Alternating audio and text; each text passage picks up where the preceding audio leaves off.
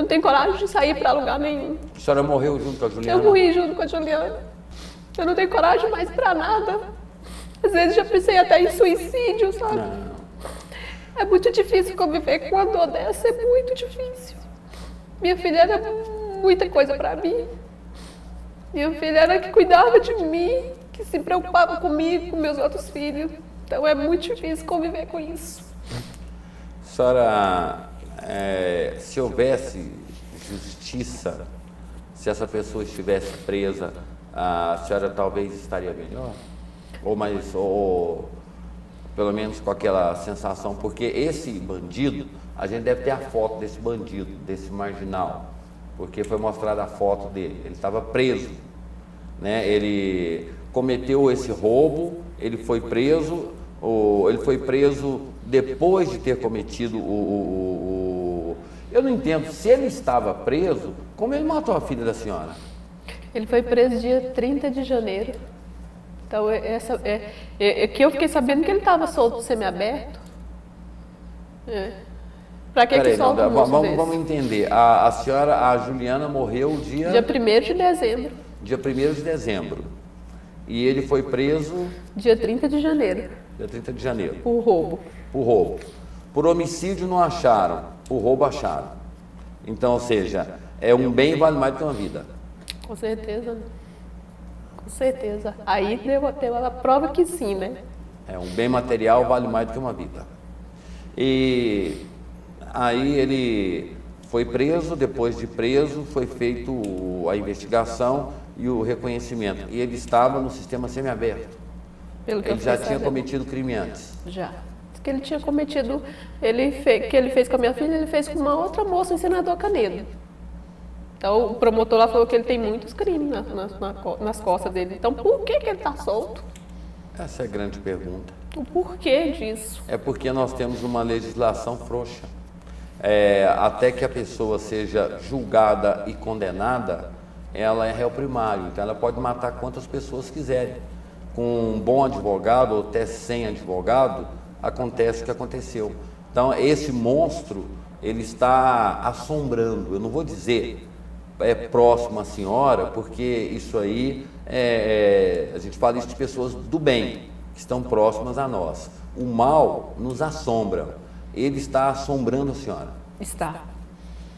Eu já não saía para lugar nenhum. Agora então eu não saio. Eu estava conversando com a minha vizinha, eu fiquei sabendo que a mãe dele foi lá no terminal onde minha filha trabalhava para pegar uma fotinha dessa aqui, porque precisava orar pela minha filha. Ele? A mãe dele. A mãe dele. A mãe do marginal. Então ela queria a foto da minha filha porque ela precisava orar pela minha filha. Ela tem que orar pelo filho dela, que vai para o inferno, pelas mortes, pela dor que ele causou em muita gente. A senhora, em momentos iguais a esse, a gente se revolta. E se revolta às vezes até contra Deus. Porque a gente se pergunta, por que comigo? A senhora chegou a passar por esse momento? No dia mesmo que eu fiquei sabendo que minha filha estava assassinada, que o corpo da minha filha estava lá naquele chiqueiro, eu perguntei para Deus por quê? Por quê? Por que tinha que acontecer comigo? Por que Deus tinha permitido isso acontecer comigo? Mas depois que eu fui entender que aquele monstro tem o livre-arbítrio de escolher, né? Escolheu tirar a vida da minha filha. Então Deus não podia fazer nada, né? Porque Deus já tinha dado o livre-arbítrio para ele. Por mais que a gente tente, né, é difícil confortar o coração de uma mãe que viveu uma situação igual a essa. Agora o pessoal que está em casa, né, agora eu não entendo. Quando eu falei sobre a questão do Maurício Sampaio, o que choveu de ligação aqui, o que falaram contra mim, porque até agora não está provado que foi Maurício Sampaio o autor, o mandante da morte do Valério. E eu falei isso, até que se prove o contrário, as pessoas são inocentes. Nesse caso, ele já tinha cometido o crime, ele estava preso e ele cometeu esse crime e confessou também esse crime, né? E está solto. Agora eu não estou vendo aquelas pessoas que me condenaram se manifestarem, porque será que é só a vida de rico que vale? Será que a vida de pobre não tem preço? A senhora acha que a vida da senhora tem preço, dona Andréia? Dentro dessa vida que a gente está levando? Tem não.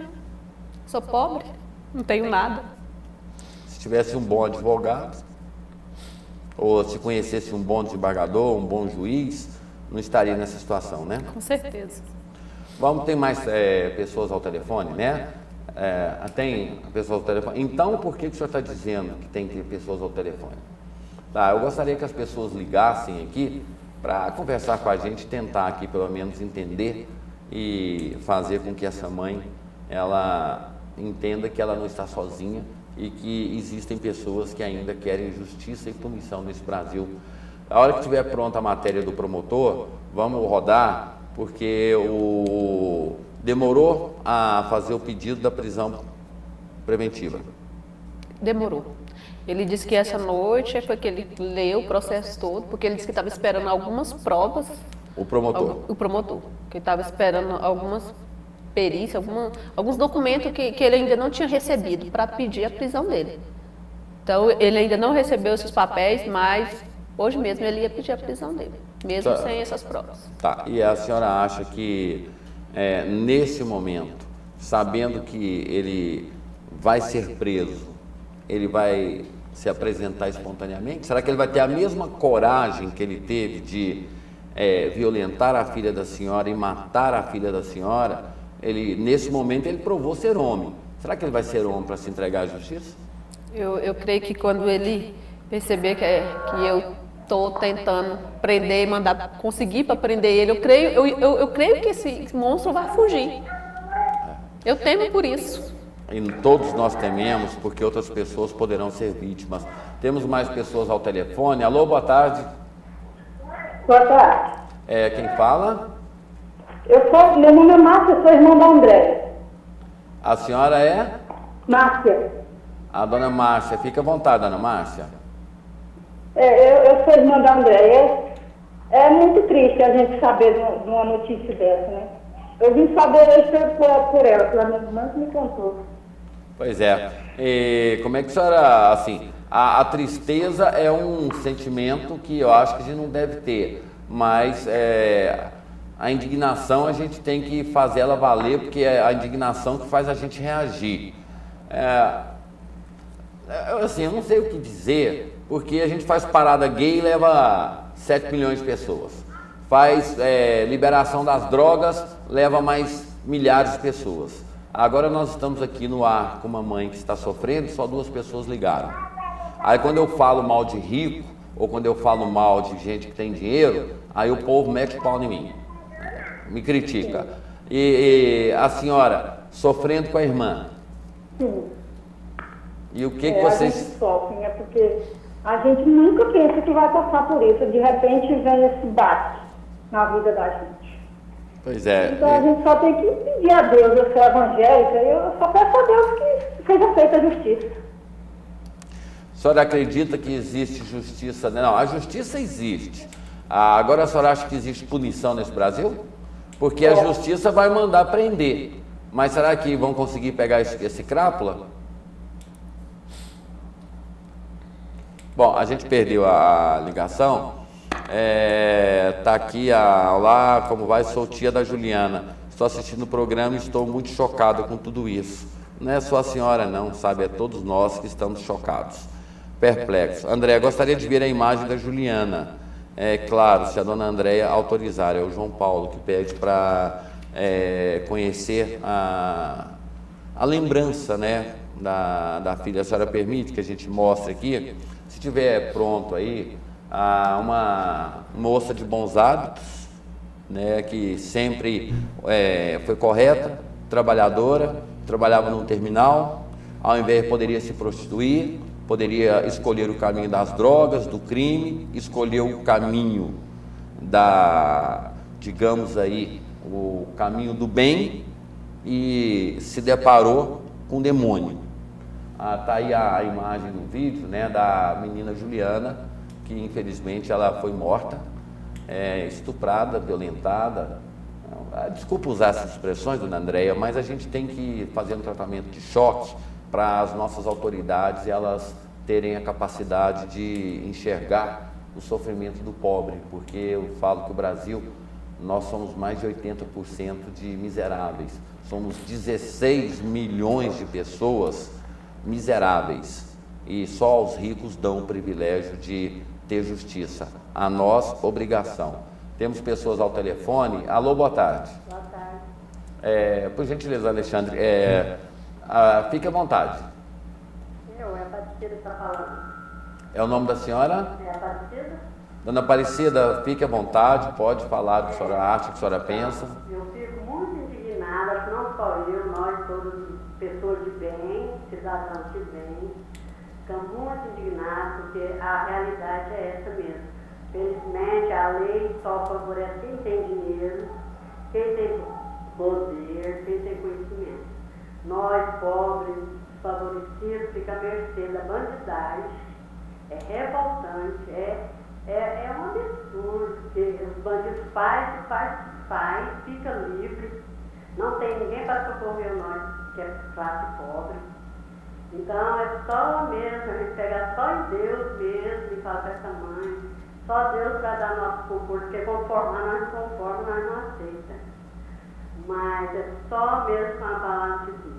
De Deus e apoio das pessoas de bem, das mães que sofrem, entende o que ela está passando. Nós, mãe. A senhora é mãe? Sou mãe. Corta para a câmera da dona Andréia. Eu queria que a senhora dissesse algumas palavras. Eu sei que essas palavras não vão curar a dor, mas pelo menos amenizar esse sofrimento. Eu acho que uma mãe, ela entende o sofrimento de outra. O que a senhora teria para dizer para a dona Andréia nesse momento? Então, dona Andréia, eu sinto, eu sei que a senhora está passando, eu sou mãe, eu quase já perdi um filho meu mais velho, mas por doença. Mesmo assim, eu sei como é triste, como é sofrido, como é dolorido. Ainda pior ser uma violência dessa, que a filha da senhora sadia, uma adolescente, vem um vagabundo, destrói a vida da senhora, da família da senhora, da filha da senhora. Eu fico indignada com todas as pessoas de bem estar indignadas como eu. Então eu peço muito pela senhora, que a senhora creia em Deus, ponha a vida da senhora, o sofrimento da senhora na presença de Deus. Eu sei que a senhora não vai esquecer daquela senhora jamais, mas segura na mão de Deus, só Ele pode amenizar um pouquinho o nosso sofrimento, porque infelizmente a justiça nós não temos. Eu não creio em justiça no Brasil, eu não creio na justiça de jeito nenhum. Então a senhora segura na mão de Deus, que eu estou torcendo e orando para a senhora, e fica com Deus. Muito obrigada. Amém. Aí, dona Andréia, a senhora tem aqui que Deus ilumine os seus dias, dona Andréia.